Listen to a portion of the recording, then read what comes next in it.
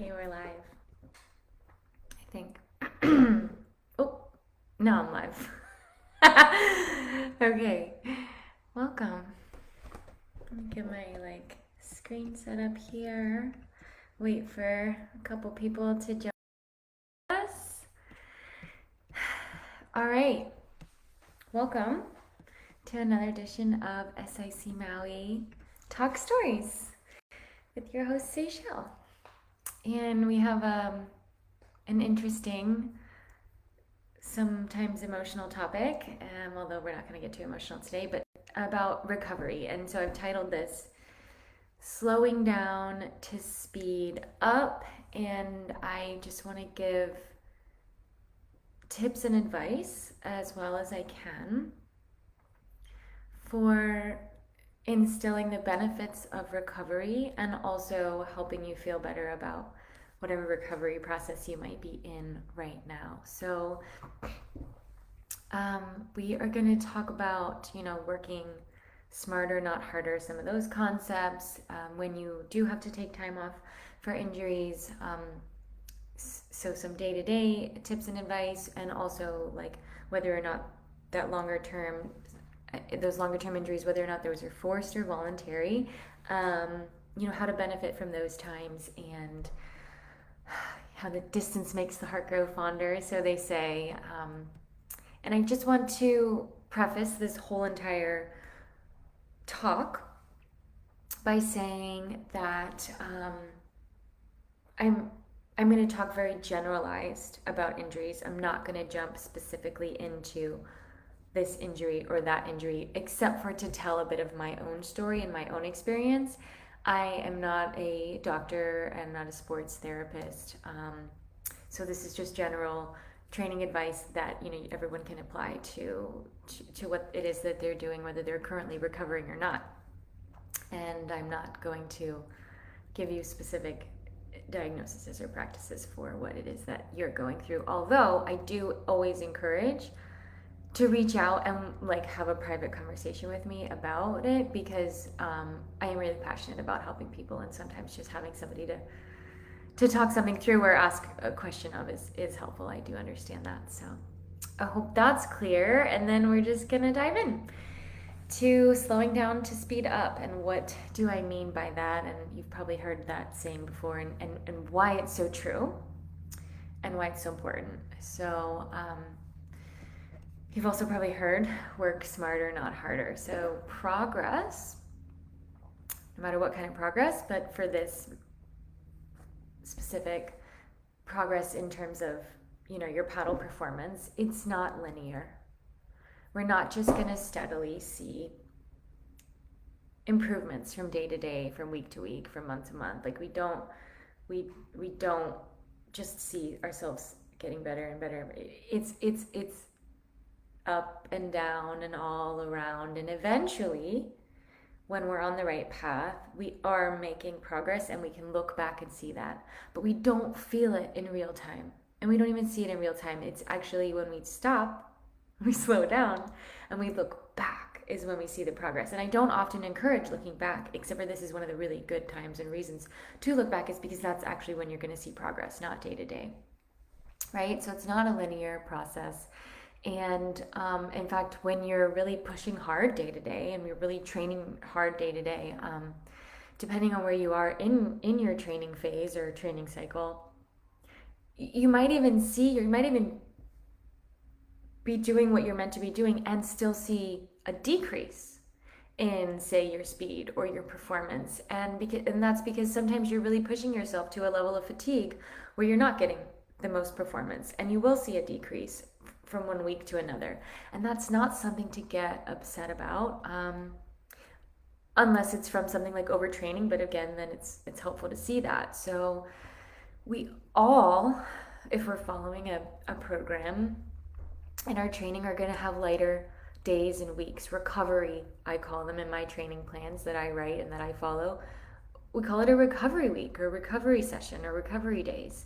And those are built in there. They should be built in, if they're not built in, because they are so necessary to the process of getting faster or getting better. is actually those times of slowing down. So that's one huge piece of it, is not to expect progress linearly,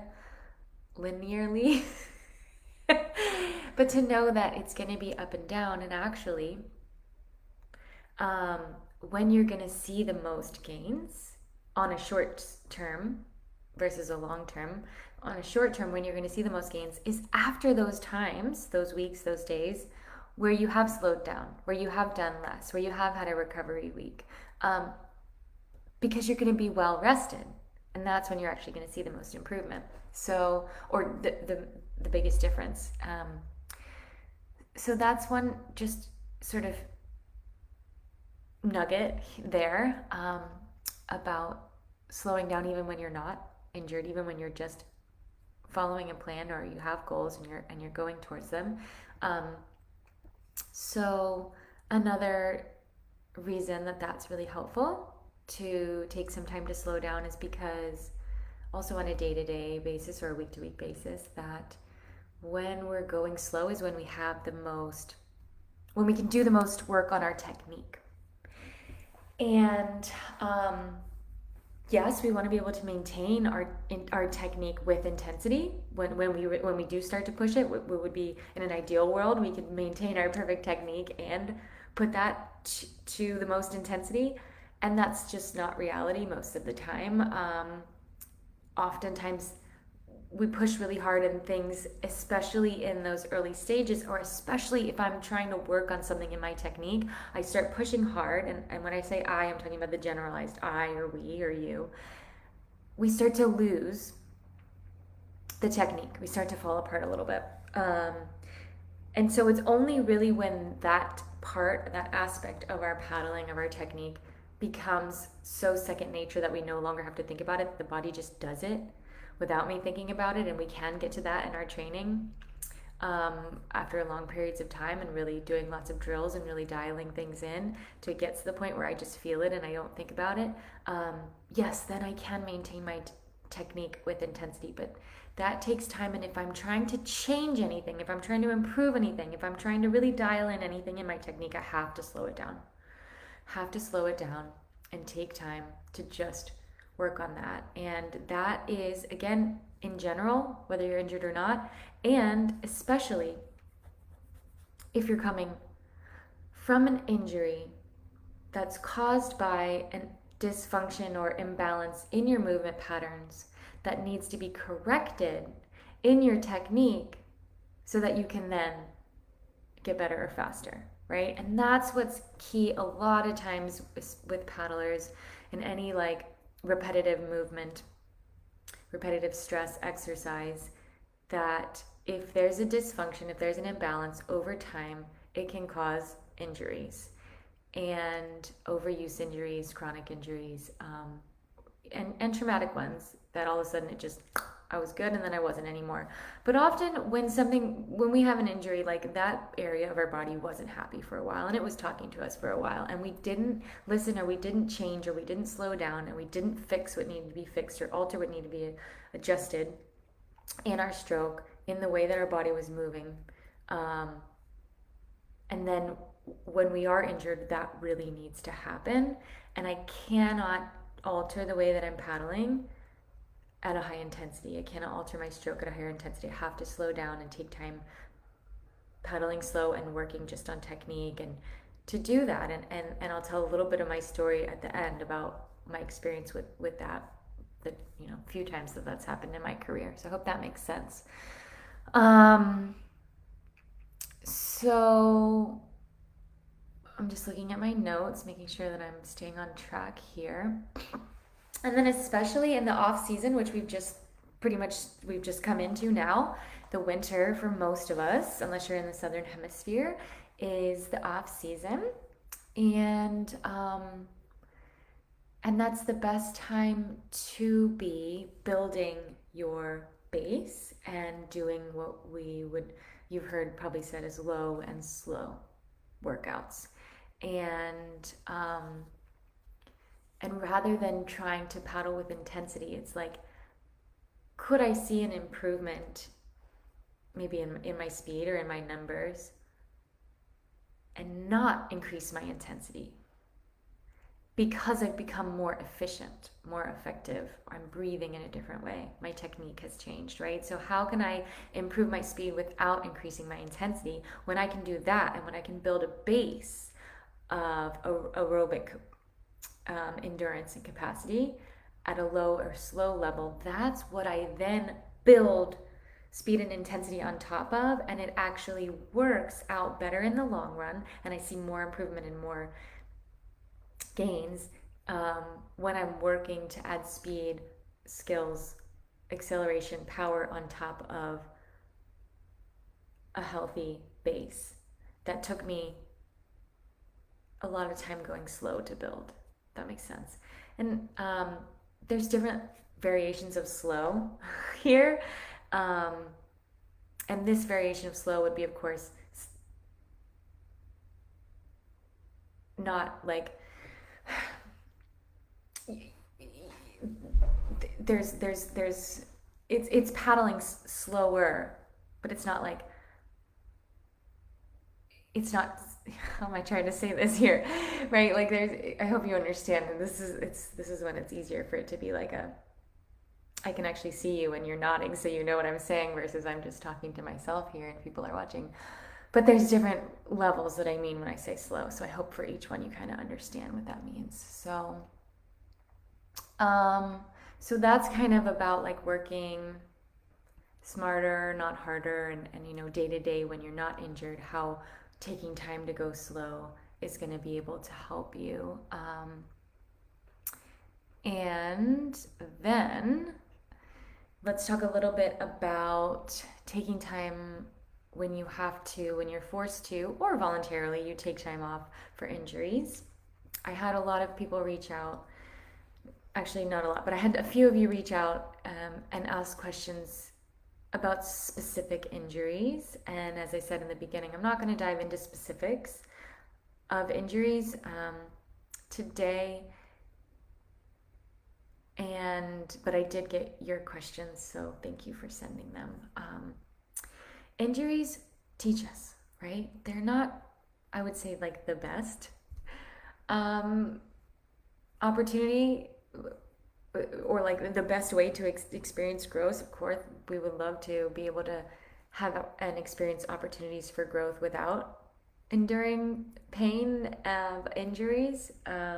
However, they are one of our best opportunities for growth when we are injured. For some of the reasons that I was saying earlier about recognizing an imbalance or improper body mechanics in the way that it is that you're moving or paddling, and it's a huge time, a huge opportunity to embrace and maybe adjust your focus to other aspects that you're typically lacking, that you know you need to work on. And so a few of the key ones that came to me when I was writing the notes for this is like mobility. How often do we hear, do we say, oh yeah, I know I need to work on mobility, and do you actually take time to do it? And not that we want to actually have to get to a point where we're injured and we can't work on anything else but mobility. Obviously, I want to take time day to day in my recovery sessions to work on my mobility. And what a blessing I could see it as when I'm not able to spend time doing my regular training on the water, that I have more time to focus on something like mobility or nutrition or improving my sleep habits. There's a number of other ways that I can put in work. Call it training. It could be super beneficial, very productive. No, I'm like kind of poo-poo on the word productive these days. That don't involve training or going out and killing myself, right? So if you have thoughts, comments, or questions on that, I would love to see that in the chat box. Like, what would be something that you, or in the comments box, like what would be something that you know that you want to work on, need to work on, but don't spend time doing? If you could share that with us, that'll be enlightening. So, like, yes, you can be faster by working on your nutrition. I would almost guarantee you could be faster by working on building strength. You could get faster by improving your technique. You could get faster by improving your body mechanics, right? All of these things can be done in recovering from an injury or just in your day-to-day time where you're slowing down, right? So, is this resonating? I wish I could see you nodding. Just nod so I can feel you nodding if this is resonating. Or put like a thumbs up in the comments. So, another aspect or tip on slowing down, and this is again specific to injuries, is taking off enough time when you're injured, or going, getting back, building your training back up slowly enough to actually assist you in your healing rather than delay it, right? So you can actually have a big effect.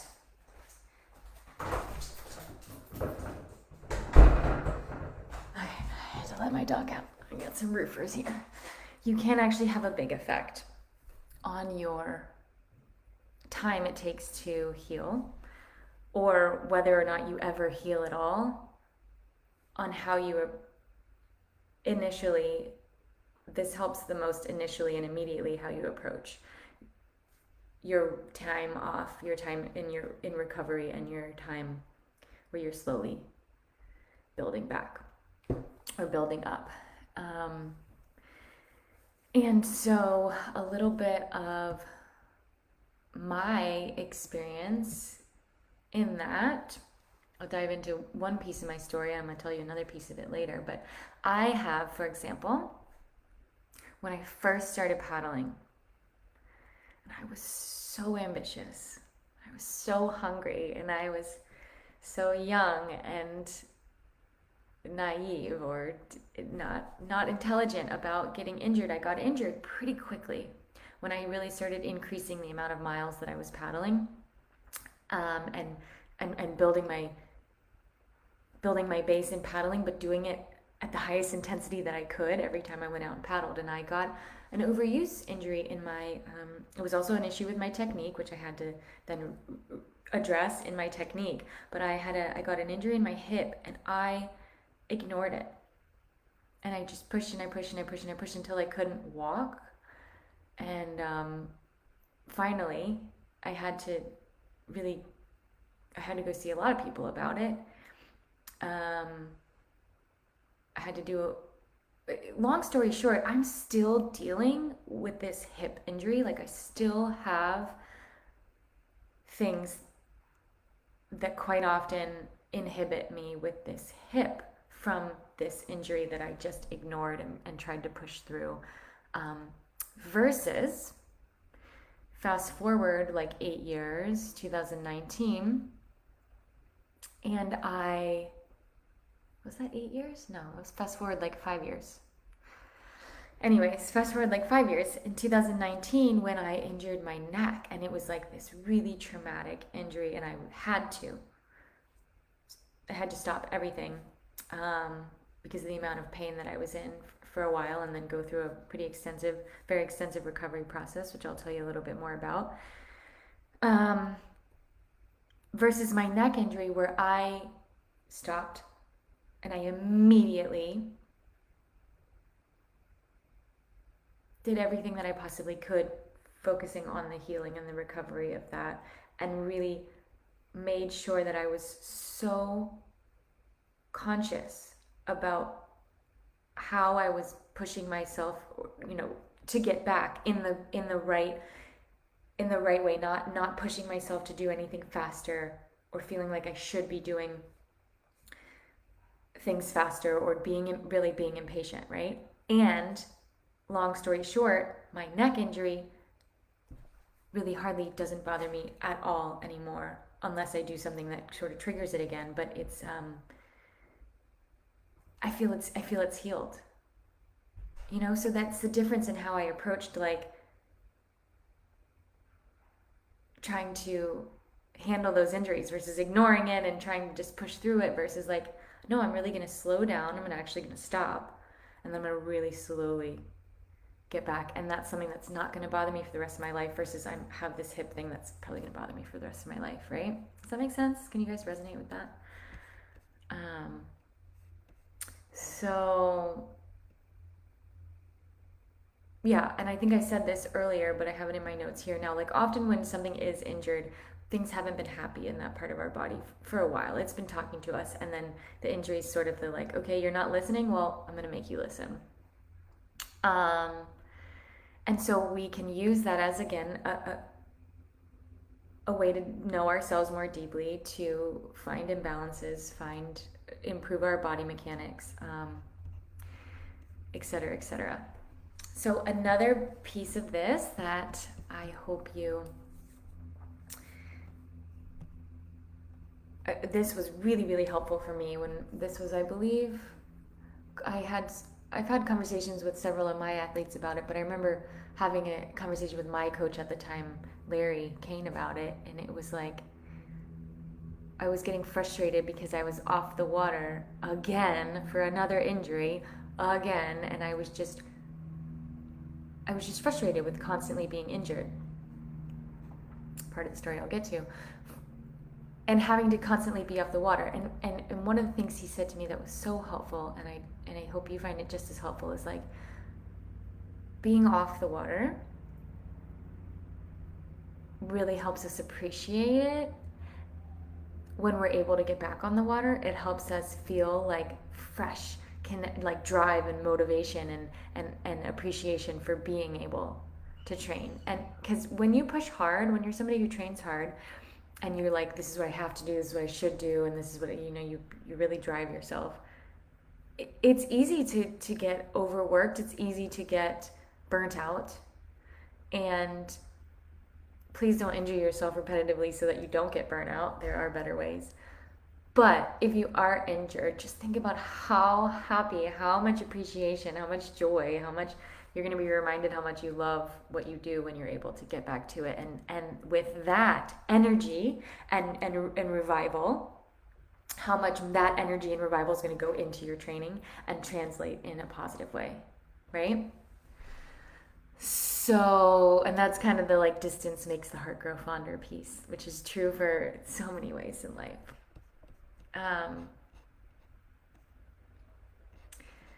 So a little bit more in depth about my neck injury in 2019. Every person, every body, every injury is different.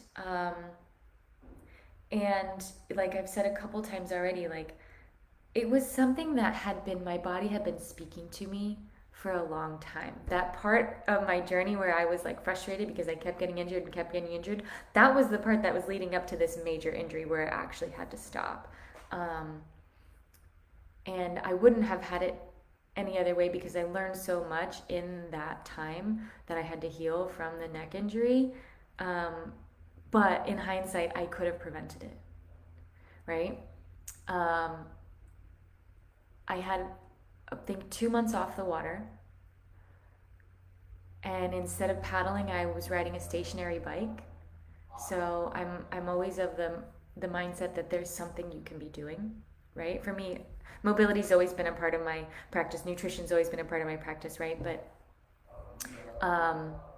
so I didn't stop completely, but I had about 2 months off the water, and then when I got back on the water, the only thing I worked on was technique and paddling really slowly, because I had to retrain myself, and I really changed a lot in my technique, and I had to go slow to do that, and I had to go slow because I didn't want to hurt myself. And so I can't, yeah, in the moment, I didn't get faster in that moment, but the changes that I made to my technique, fast forward to still 2019, by the end of the year, I won the APP World Championship. Because when I came out of it, because I had taken that time off the water and then taken the time to work on my technique and also taken the time to work on my mindset and really realize that I needed to relax and slow down and not push myself so hard and not work so hard, and actually less is more. These were the big takeaways from my injury recovery. Less is more. I trained so much less that year than I won, and I won so many more races. And because I was more relaxed. So that's sort of, I hope, just like motivating for you. And I would love to talk more about that. And I'm going to say, do you have anybody watching now, questions, comments, specifics you want to talk about? Put that in the comments now, because it takes a minute or so for me to see them. And Hank is commenting, visualize 100% recovery and work for it. And that just reminds me, one of the things I did a lot of things to recover, because I basically, like I advised earlier, took the amount of focus that I was putting on the water and I put it to the things that I could do to benefit me off the water. And one of those things that was really beneficial was that I had to do this like tensioning. It's like neck traction.